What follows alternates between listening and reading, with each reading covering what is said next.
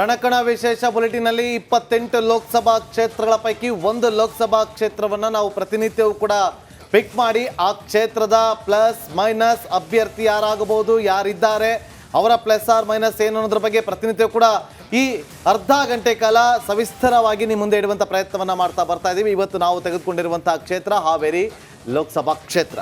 Haveri plus Gadag ಎರಡು ಕೂಡ ಸೇರಿ ಒಟ್ಟು 8 ವಿಧಾನಸಭಾ ಕ್ಷೇತ್ರಗಳು ಸೇರಿ ಒಂದು ಲೋಕಸಭಾ ಕ್ಷೇತ್ರ ಆಗಿರುವಂಥದ್ದು. ಹಾವೇರಿಯಿಂದ ಸಾಕಷ್ಟು ಪೈಪೋಟಿ ಇದೆ. ಬಿಜೆಪಿ ಪಾಳದಲ್ಲಿ ಕಾಂಗ್ರೆಸ್ ಅಂತೂ ಟಿಕೆಟ್ ಘೋಷಣೆ ಮಾಡಿ ಓಕೆ ಆಗ್ಬಿಟ್ಟಿದೆ.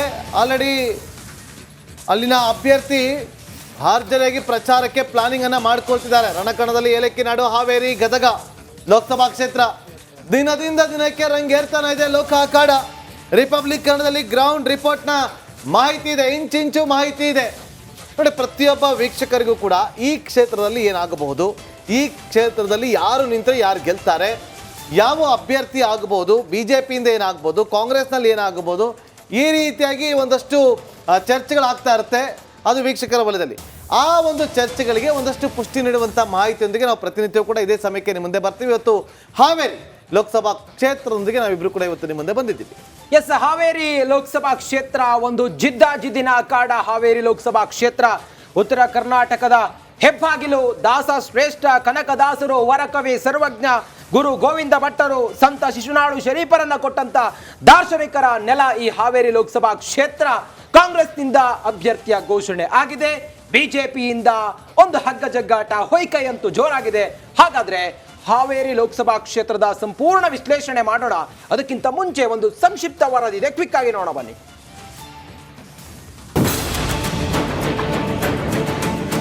ಎಂಪಿ ಉದಾಸಿ ಈ ಬಾರಿ ಸ್ಪರ್ಧೆ ಮಾಡಲ್ಲ ಅಂತಕ್ಕಂಥ ವಿಚಾರ ತಿಳಿದಾದ ನಂತರ ಬಿಜೆಪಿಯಲ್ಲಿ ಆಕಾಂಕ್ಷಿಗಳ ಪಟ್ಟಿ ಹೆಚ್ಚಾಗಿರುವಂತದ್ದು. ಇನ್ನು ಕೆಎಸ್ ಈಶ್ವರಪ್ಪನ ಪುತ್ರ ಕಾಂತೇಶ್ ಈಶ್ವರಪ್ಪನ ಕೂಡ ಈ ಬಾರಿ ಬಿಜೆಪಿಯ ಟಿಕೆಟ್ ಆಕಾಂಕ್ಷಿಯಾಗಿದ್ದಾರೆ. ಆದರೆ ಬಸವರಾಜ ಬೊಮ್ಮಾಯಿಯವರ ಹೆಸರು ಹೆಚ್ಚು ಜಿಲ್ಲೆಯಲ್ಲಿ ಪ್ರಚಲಿತ ಆಗಿರುವಂತದ್ದು. ಹಾವೇರಿ ಗದಗ ಲೋಕಸಭಾ ರಣಕಣ ಯಾರ ಕೊರಳಿಗೆ ಮಳೆ ಹಾಕುತ್ತೆ, ಹಾವೇರಿ ಜಿಲ್ಲೆಯ ಜನರು ಯಾರಿಗೆ ಆಶೀರ್ವಾದ ಮಾಡೋದು ಕಾದುವಂತ ವಿಷಯ ಆಗಿರುವಂತದ್ದು.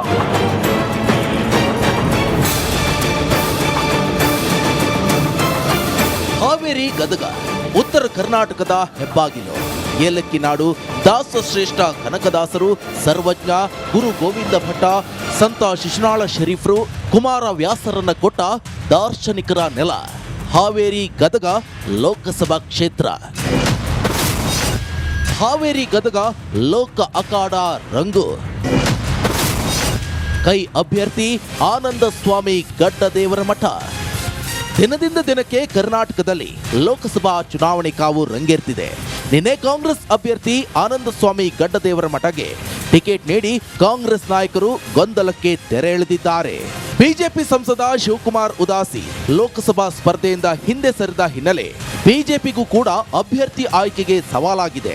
ಹೊಸ ಆಕಾಂಕ್ಷಿಗಳ ಪಟ್ಟಿಯು ದಿನೇ ದಿನೇ ಅಧಿಕವಾಗುತ್ತಿದೆ. ಶತಾಯಗತಾಯ ಗೆಲ್ಲಲೇಬೇಕೆಂಬ ಒತ್ತಡದಲ್ಲಿರುವ ಎರಡು ಪಕ್ಷಗಳು ಜಾತಿ ಸಮೀಕರಣ, ಸ್ಥಳೀಯರಿಗೆ ಅವಕಾಶ ನೀಡುವ ಹಂಬಲದಲ್ಲಿದೆ.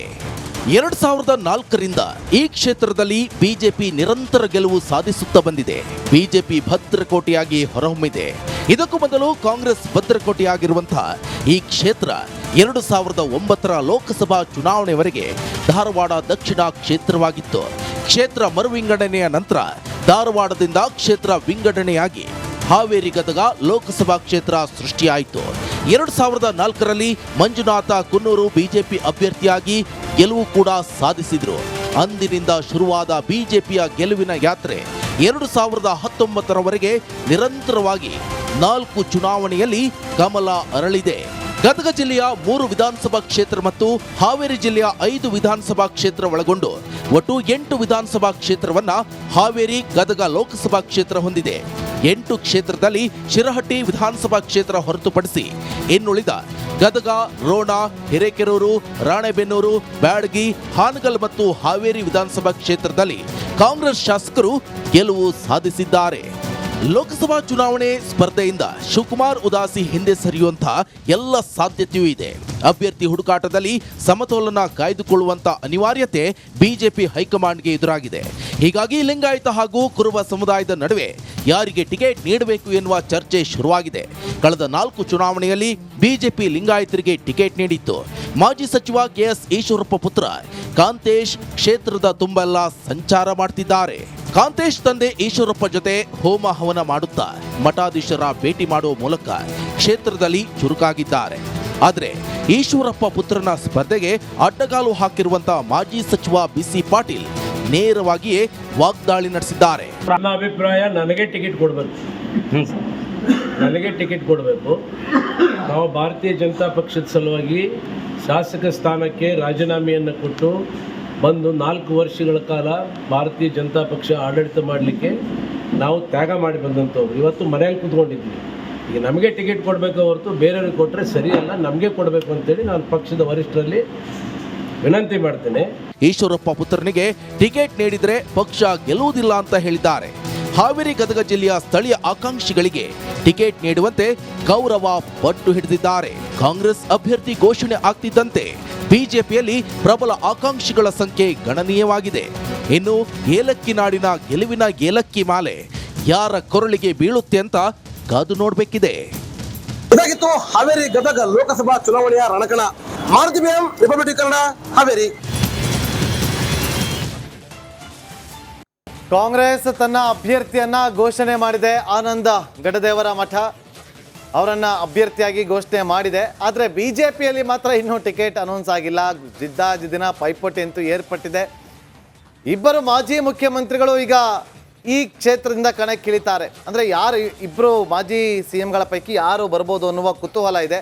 ಮತ್ತೊಂದು ಕಡೆ ಮಾಜಿ DCM ಈಶ್ವರಪ್ಪ ಅವರ ಪುತ್ರ ಅವರ ಹೆಸರು ಕೂಡ ತಳುಕು ಹಾಕೊಂಡಿದೆ. ಕಾಂಗ್ರೆಸ್ ಅಭ್ಯರ್ಥಿಯಾಗಿ ಆನಂದ ಸ್ವಾಮಿ ಗಡ್ಡದೇವರ ಮಠ ಅವರು ಫಿಕ್ಸ್ ಆಗಿದ್ದಾರೆ. ಬಿಜೆಪಿಯಲ್ಲಿ ಟಿಕೆಟ್ಗಾಗಿ ಈಗಾಗಲೇ ಶುರುವಾಗಿದೆ ಬಿಗ್ ವಾರ್.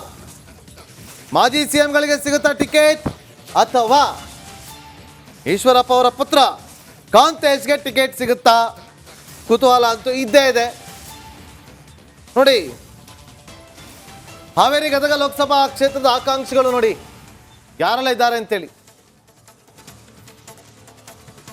ಪ್ರಮುಖವಾಗಿ ಈಗ ಆನಂದ ಗಡ್ಡದೇವರ ಮಠ ಇದಾರಲ್ಲ, ಇವರು ಈ ಹಿಂದೆ ಕೂಡ 2013ರಲ್ಲಿ ಬೆಳಗಾವಿ ಗ್ರಾಮೀಣ ಭಾಗದಲ್ಲಿ ಟಿಕೆಟ್ ಆಕಾಂಕ್ಷಿ ಆಗಿದ್ದರು.